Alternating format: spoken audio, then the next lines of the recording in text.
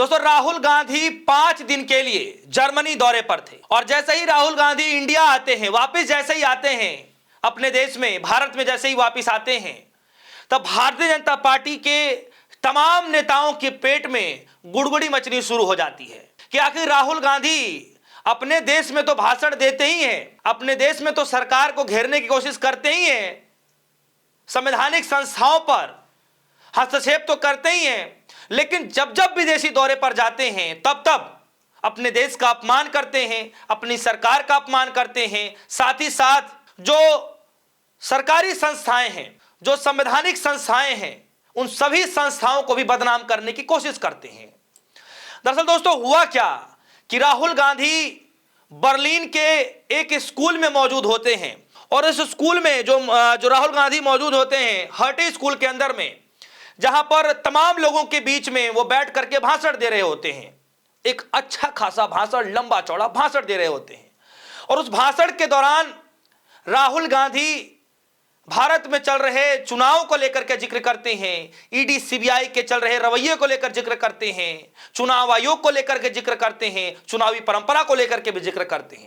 सवाल पूछे जाते हैं, राहुल गांधी बाकायदा जवाब दे रहे होते हैं और जैसे ही राहुल गांधी जवाब देते हैं, इधर भारतीय जनता पार्टी के नेताओं के पेट में गुड़गुड़ी मचनी शुरू हो जाती है कि राहुल गांधी तो देश विरोधी ताकतों के साथ मिले हुए हैं, राहुल गांधी तो देशद्रोही वाला काम कर रहे हैं। जब जब जाते हैं तब जो है देश के साथ गद्दारी करते हैं। इनके नेता, कायदे में अगर मैं कहूं तो कुछ नेता ऐसे हैं बीजेपी से जुड़े हुए जो ये कह रहे हैं कि खाते अपनी देश की हैं और गुणगान भी देश की करते हैं। यहां तक भी कहा गया देश विरोधी ताकतों के साथ मिले हुए, ऐसा भी कहा गया। क्या कुछ कहा गौरव भाटिया ने, ये भी मैं आगे आपको बताऊंगा। क्या कुछ कहा शहजादा जो पुणे वाला है, उन्होंने क्या कहा वो भी मैं आगे बताऊंगा, और तमाम भारतीय जनता पार्टी के नेताओं ने क्या क्या, सब कुछ मैं आपको बताऊंगा। तो सबसे पहले आप जो है राहुल गांधी की कुछ सेकंड की जो क्लिप है, वो जरा क्लिप को जरा सुन लीजिए, फिर मैं आता हूं इस स्टोरी में। We asked direct questions to the Election Commission. I mean, I don't know if you've seen that press conference. Brazilian woman is voting in Haryana. I mean, is on the voting list 22 times in Haryana. One woman is voting 200 times in one polling booth. And when we are asking these questions to the Election Commission, we're not getting a response.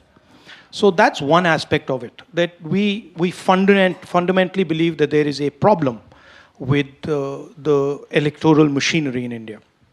Rahul Gandhi क्या कह रहे हैं? राहुल गांधी ये कह रहे हैं कि यह सिर्फ चुनावों से ही कहीं अधिक गंभीर लड़ाई है। हम भारत में एक वैकल्पिक दृष्टिकोण के लिए लड़ रहे हैं। भाजपा से जो प्रस्ताव दे रही है वो यह है कि संविधान का खात्मा, राज्यों के बीच समानता के विचार का उन्मूलन, भाषाओं और धर्मों के बीच में समानता का उन्मूलन, संविधान के मूल सिद्धांत का उन्मूलन, प्रत्येक व्यक्ति का मूल्य सम्मान होना। इस तरीके की बात राहुल गांधी जी ने वहां से कही। आगे कह रहे हैं, उदाहरण के लिए जब मैं किसी भाजपा नेता को उत्तर प्रदेश में मतदान करते हुए और फिर हरियाणा चुनाव में दोबारा मतदान करते हुए देखते हैं तो भाजपा यह कह रही है कि यह व्यक्ति 2 लोगों के बराबर है। या फिर जब हरियाणा में किसी मतदान केंद्र में एक महिला 200 बार वोट डालती है तो भाजपा कहती है कि इस महिला का मूल्य एक सामान्य भारतीय से 200 गुना अधिक है। यह हमारी समस्या है। यानी कायदे में आपसे कहूं तो राहुल गांधी जी साफ शब्दों में कहते हुए नजर आ रहे हैं कि जो चुनाव की प्रणाली है उसको किस तरीके से दुरुपयोग किया जा रहा है। भारतीय जनता पार्टी के कई नेता जो हैं, राहुल गांधी खासतौर पर आरोप लगा रहे हैं कि एक प्रदेश में तो वोट देते ही देते हैं, दूसरे प्रदेश में भी जाकर के वोट दे देते हैं। और यह मसला राहुल गांधी ने बाकायदा बिहार के विधानसभा चुनाव में भी उठाया।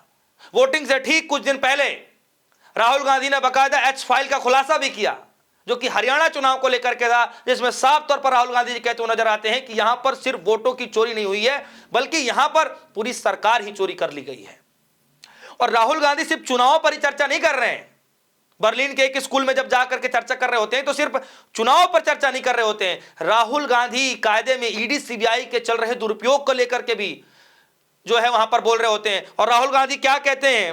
राहुल गांधी ये कह रहे हैं वहां पे जाकर के, फिर आगे मैं आता हूं कि बीजेपी के नेता क्या कुछ कह रहे हैं जो पेट में मरोड़ हो रही है। राहुल गांधी कह रहे हैं जर्मनी दौरे पर कि बीजेपी संविधान खत्म करने की साजिश रच रही है। ईडी सीबीआई विपक्ष के खिलाफ हथियार की तरह इस्तेमाल हो रहे हैं।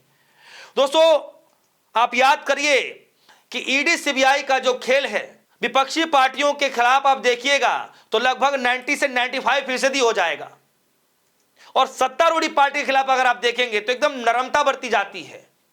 हाल ही में देख लीजिए कि राहुल गांधी को लेकर के किस तरीके से नेशनल हेराल्ड मामले में एक नहीं दो नहीं कई कई बार एफआईआर दर्ज किए गए, कई कई बार ईडी ने जो है पूछताछ कर ली, 30-30 घंटे 50-50 घंटे की पूछताछ हो गई, लेकिन लास्ट में क्या मिला?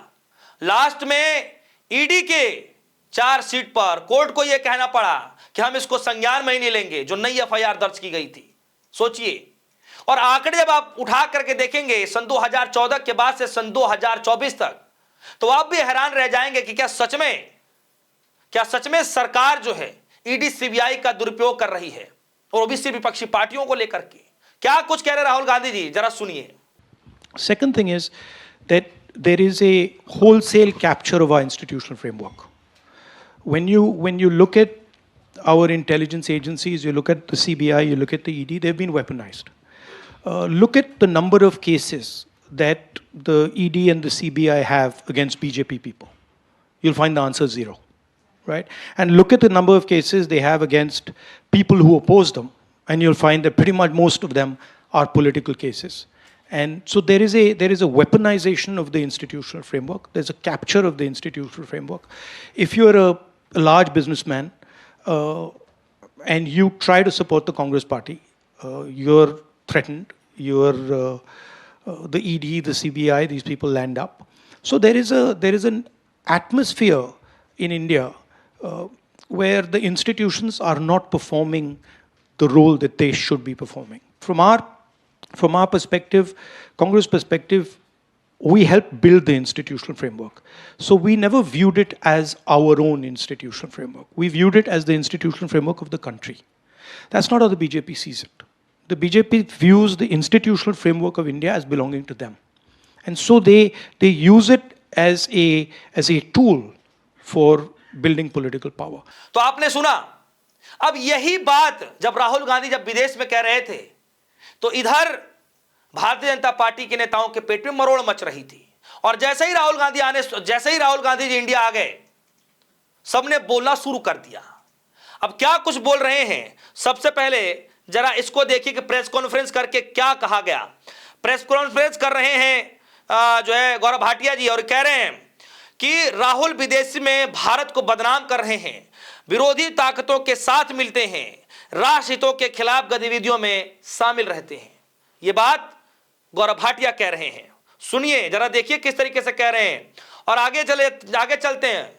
प्रदीप भंडारी भाजपा के नेता हैं, लिख रहे हैं राहुल भारत विरोधी ताकतों को एकजुट करने के लिए विदेश जाते हैं। राहुल की कांग्रेस अराजकता चाहती है, वह भारतीय लोकतंत्र से नफरत करती है, भारत की प्रगति से भी नफरत करती है। यह बात कही जा रही है, और सिर्फ यही इक्के दुक्के नेता नहीं है, भारतीय जनता पार्टी के कई सारे नेता ऐसे हैं जो राहुल गांधी की यात्रा को लेकर के, जो 5 दिन के लिए उनकी जो दौरा था जर्मनी के अंदर में, जो वहां भाषण देते हैं, जिसको लेकर के इस बार भी जो है पेट पे मरोड़ होने लगी है। और ये पहली दफा नहीं है, मैं आपको बता दूं, जब राहुल गांधी जाते हैं, जब बोलते हैं, तब तक ये इस तरीके की बातें कही जाती हैं, देश विरोधी उससे जो है जोड़ दिया जाता है। गौरव भाटिया कह रहे हैं विदेश जाकर भारत को बदनाम करना, भारत विरोधी ताकतों से मिलना, यह काम लोकसभा के नेता प्रतिपक्ष राहुल गांधी कर रहे हैं। यह गंभीर चिंता का विषय है, देश इससे आक्रोशित है। अब आगे चलते हैं। प्रदीप भंडारी ये कह रहे हैं कि राहुल गांधी ये कहते हैं कि हम मानते हैं कि हम आपस में लड़ें, हमें लगता है कि भारत असफल हो जाएगा। जो व्यक्ति भारत में प्रेम करता हो, भारत से प्रेम करता हो, क्या वो भारत की असफलता की कामना कर सकता है?